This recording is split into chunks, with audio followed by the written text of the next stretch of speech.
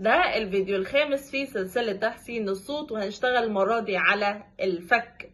طيب عندك الفك هنا هنشتغل فيها الحروف المتحركة ولكن بشكل اوفر شوية، اي او. فانا عايزاك تعمل معايا نفس الحركة بالظبط، نفس فتحة الفك معاك، عاوزاك تحاول على قد ما تقدر انت تعملها معايا، ويلا بينا.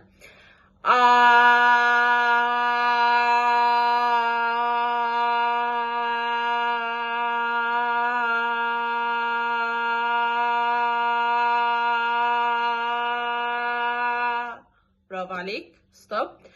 حاجة تانية، حرف الاي. اي، شايف البق مفتوح ازاي؟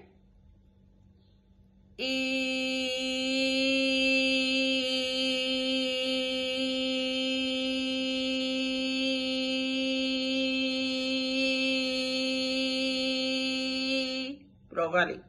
المرة دي او. او، شايف؟ او او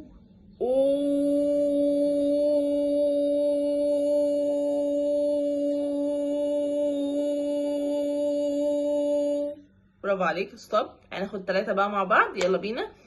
اي او اي او اي او اي او. برافو عليك. لو حسيت انك بدأت ترهق خد بريك واشرب شوية مية، وقف الفيديو وتعالى تاني يلا عشان نكمل تاني. يلا بينا. اي او. تعملش التمرين ده مجرد صوت، يعني ما انا اقولش اي او، لا انت كده معنتش حاجه. احنا الغرض ان احنا نفتح المنطقه دي. اي